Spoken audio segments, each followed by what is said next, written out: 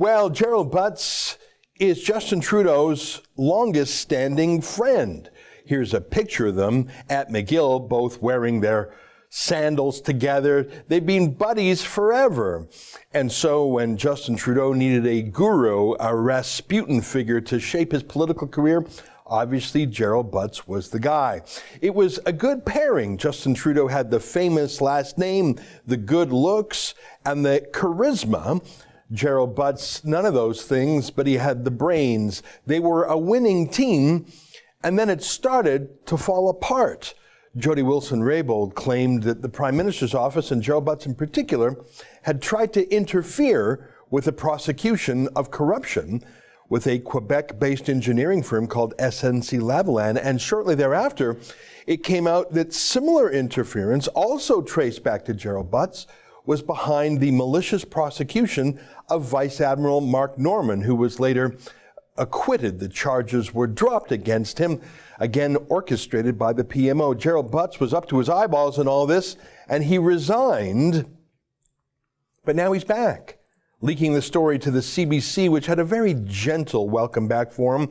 What should we make about Trudeau's best friend, who was implicated in two incredibly important corruption scandals, being welcomed back to run Trudeau's re-election campaign? Joining us now to talk about all those things is our friend Manny Montenegrino, the CEO of Think Sharp. Manny, great to see you again. Great to see you, Ezra. What a topic today. What a topic. You know, every politician has their most trusted and loyal friend, and that's fine. And we can disagree with Gerald Butts on ideology and politics. That's to be expected. He's a liberal, and you and I are conservatives. But what about the corruption? What about the fact that Jody Raybould fingered him as the mastermind behind the attempt to get SNC Lavalin off the hook, and the incredible revelations of the Mark Norman scandal? How is he allowed back in the face of all that? Well, it starts well before that, Ezra. It started on his first day of the job. On his first day of the job, he submitted expense accounts upwards up to $200,000. He and the chief of staff for moving from Toronto to Ottawa. That was reported, and he was found to have at least breached some reasonable expense, and he was required to pay back that expense. So at his very first day of a job, he did something improper, illegal, and paid it back. Now, we haven't seen evidence of that, but that is in of itself what the media spent 9 months and on the Senator Duffy matter, and he actually was acting improperly. Senator Duffy was acting properly, according to a judge. So here you have, just on one act alone, then you add to that, Ezra, the SNC Lavalin affair. You have 4 months, 10 people for the PMO, orchestrated and architected by Gerald Butts, a continued pressure and a continued obstruction of justice. And then, as you know, there's all the other obstruction of justice, and that is with Admiral Norman. So there's two obstruction of justice and a false expense, but that's not it. Go ahead, Ezra. You know, I'm so glad you brought up that moving expense. I mean, to move down Highway 401 from Toronto to Ottawa and to charge 6 figures for that is shocking. And of course, then the obstruction to that, trying to stop that information from being released through access to information, demonizing those, and then only finally admitting it was wrong and allegedly paying it back. You're right, we have no proof he paid it back. The reason that's important is because the entire party, the entire government, the entire civil service looks to the top for an example. When Stephen Harper was Prime Minister, Nigel Wright, his chief of staff, didn't even take a paycheck. He never expensed anything. He was independently wealthy. He just said, I'm not going to take any money. That was the example. Stephen Harper was such a penny pincher, he didn't bill anything extravagantly. And they actually fired Bev Oda for a cabinet for a $16 orange juice. That was the culture. Here you've got Trudeau, 2 personal nannies on the payroll, luxury jets with thousands of dollars in food and wine, flying all his friends to India, including in India. So Trudeau's lavish lifestyle Gerald Butts' lavish lifestyle, is it any wonder that the entire government says, well, look, if the boss is getting away with it, why can't I? Yeah, but there's more on the Gerald Butts. We talked about his moving expense, which was improper, in the order of magnitude of Senator Duffy, which was proven to be proper expenses by a senator. This was not proper because it was paid back. We talked about the obstruction of justice, but Gerald Butts had something more to do. That it should be offensive to Canadians. And that is he corrupted the Privy Council. Mm-hmm. He actually brought the Privy Council to so close to the PMO that Michael Wernick had to resign. That didn't happen under any other government where the chief of the Privy Council had to resign because he was biased and acted acted in favor, if you will, for the Liberals. Now, Gerald Butts had a hand in that. And you, as you said, now you mentioned Nigel Wright. That's a great. Now I know Nigel Wright, and he, as you say, he was just a wonderful man. What he did in order to get rid of the Senator Duffy matter, he actually paid $90,000 of his own money back to the taxpayers. That prompted an RCMP investigation. He was investigated. There were, of course, no charges laid. I mean, you don't get charged for giving money back to the taxpayer. But he was fully investigated by the RCMP for giving money back. We have Mr. Butts, who took money, who had to pay it back, who obstructed justice once or twice, who actually corrupted the Privy Council so as to he had to quit, and no RCMP investigation. Now, Ezra, it even gets worse than this. And you talked about it at the beginning of this segment, and that is about nepotism. Mm-hmm. And here, we know what the media has done, and they've done a wonderful job on scouring through the Doug Ford's and his chief of staff and a few little nepotism hires. Some son of some person at some rugby club. Oh, let's get that person. And they're out, and they've been fired. Here's a situation where you have the Prime Minister not only doing nepotism in your face, hiring his best friend, but after his best friend has proven to take money that didn't belong to him from the taxpayer, after his best friend has been proven to obstruct justice, after his best friend has been proven to politicize the public servant, the clerk of the Privy Council has to resign. He resigns, he gets paid a severance pay, and then he hires back his best friend. Right. I mean, this is nepotism in your face. Right. This is, I can't think of a worse charge where you have a person that has wronged the taxpayer, wronged the justice system, wronged the bureaucracy, quits, takes a big severance package, and then gets hired back. It just astounds me. Yeah, I mean, listen, you're a very accomplished lawyer. You were the managing partner at a senior law firm for a long time. Your understanding of employment law, if someone quits, generally they don't get severance for quitting, but I understand he may have received severance. And if someone then comes back, does he have to pay back that severance? What's the rules on that kind of stuff? Well, I mean, first of all, we don't know because the media is not investigating it. Mm-hmm. I mean, did he pay back the expense allowance? When it comes to quitting, of course you don't get severance. Mm-hmm. And if you do get hired back, there's a whole principle of mitigating damages. I mean, of course you have to put that money to the taxpayer. But this is a government that doesn't care about the taxpayer. Yeah. This is a government that pays $100,000 for a moving expense from Toronto to Ottawa. Yeah. We don't know what he got paid. It amazes me that during the Duffy trial, we actually got a copy of the check, $90,000 check payable to the taxpayers for the Duffy, but we don't know what was paid back on this. We don't know what the severance is. We don't know anything. And Ezra, I tell you, this can only happen.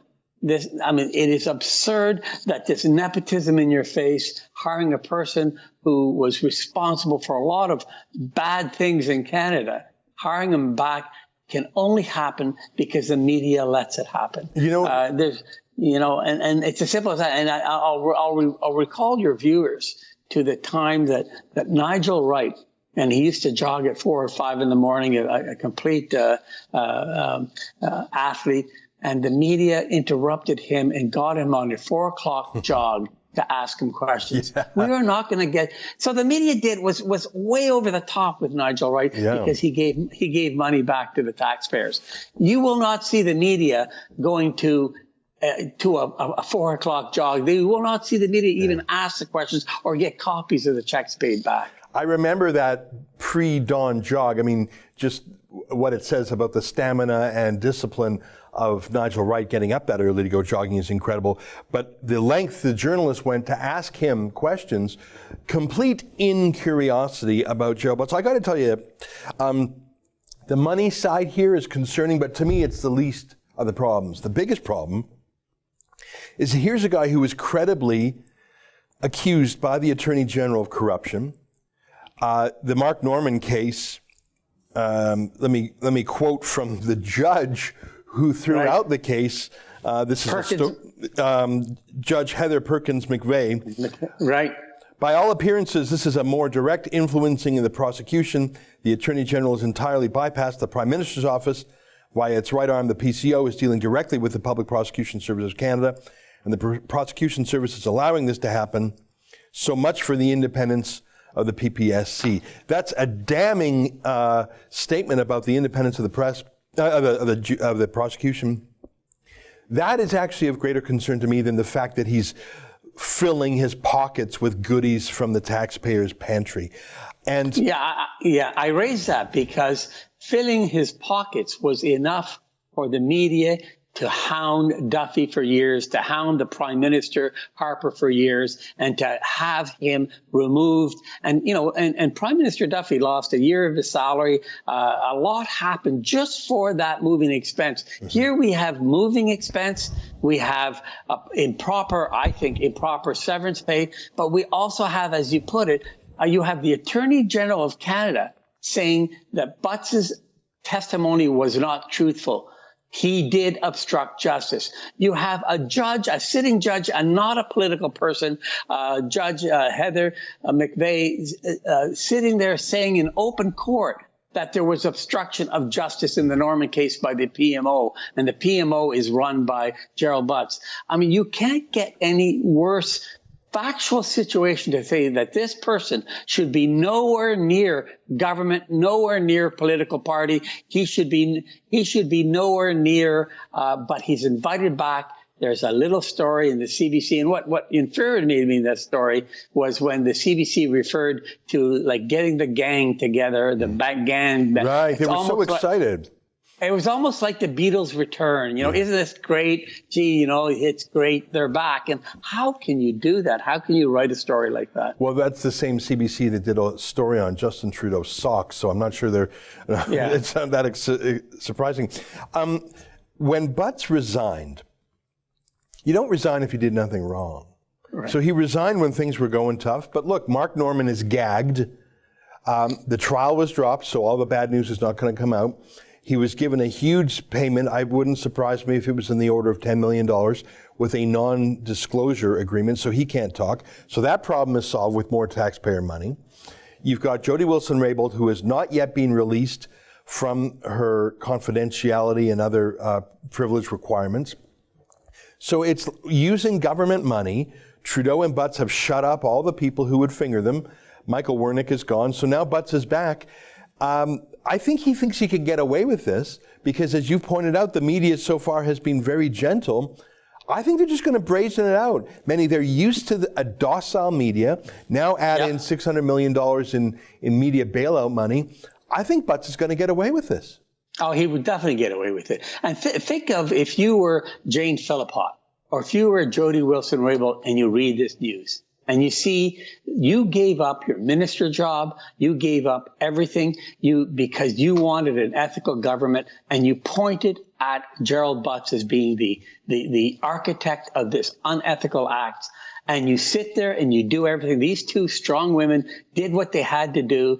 They resigned from cabinet. They were booted out of the Liberal Party, and now they're out there hustling away as independents, trying to say we have to help and change Canada. And they look and see this and see the media complicit in the silence. I will say the silence and the cheerleading of having Butts back. It is a slam to women who are in politics. It is a slam to powerful women, and it is a great win for the boys club, the elite Laurentian boys club that seems to always win its day, and it's headed by Justin Trudeau. Yeah.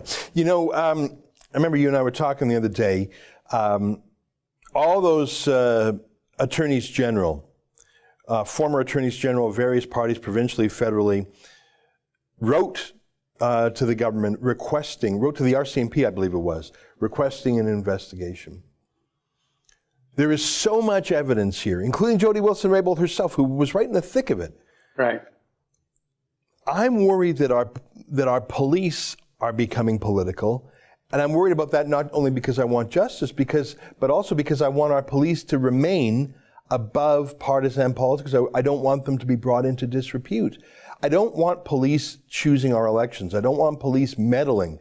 But it's not meddling when there's so much prima facie evidence of wrongdoing.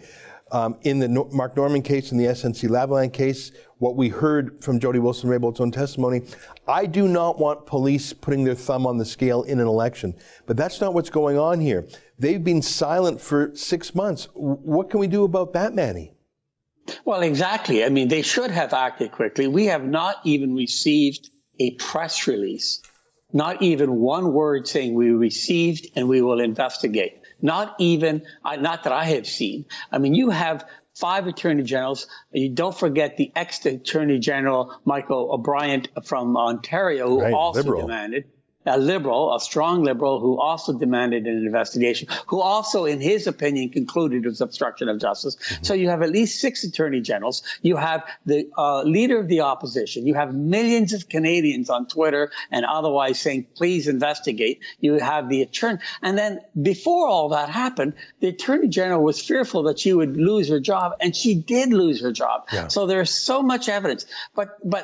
So when you ask about, I'm worried about the corruption of our law enforcement, our RCMP. Well, I too very much worry, Ezra, but I don't like what I have seen. I have seen the private prosecutor being corrupted by this government.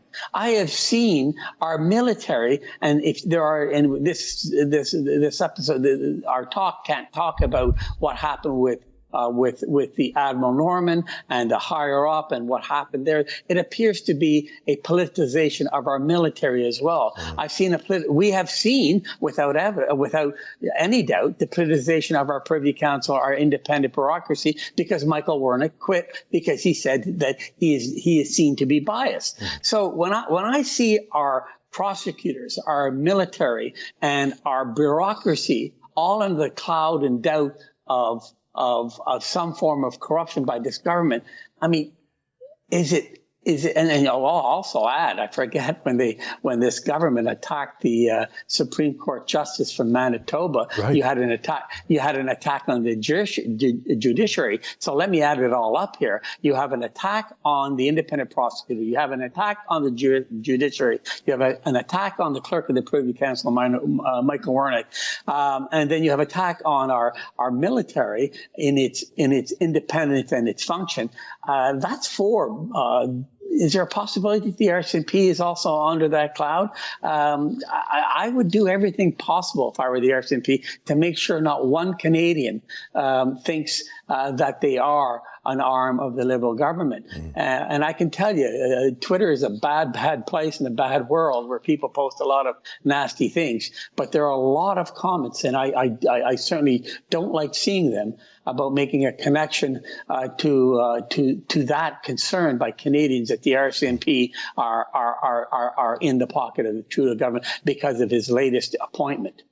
Can I ask you one last question? You mentioned the Public Prosecution Service of Canada. That's what the judge in the Mark Norman case said was corrupted.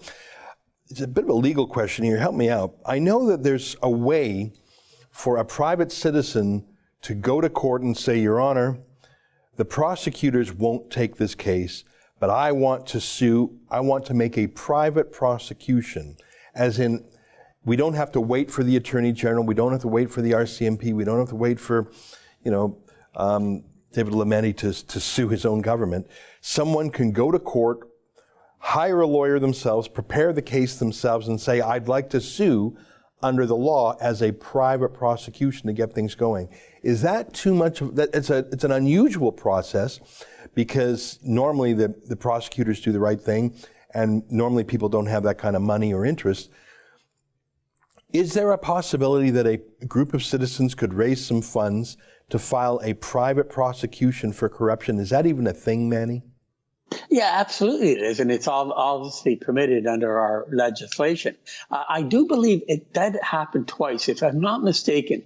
Mayor Ford was subject to that by a rich person in Toronto. I forget his name, but either in the furrier business or somebody that brought on the claim about Ford using stationery illegally. That was put forward by a private citizen. So it does, and it can happen, and it's very expensive. It's very difficult, because you're talking about an individual that has to front up the money. These things will cost millions of dollars to prosecute, and it'd be very hard when you can't have the power that the police have in order to investigate. But I mean, it's pretty sad that you have a state where you're even asking that question: is can the citizens take the prosecutorial challenge in their own hands because our police force has not? And it's very sad that question's being asked, particularly when we had only a few years ago the RCMP basically charging into the Prime Minister's office and investigating the Prime Minister and investigating the Chief of Staff for giving $90,000 to the government. If only that were the worst scandal of the Liberals.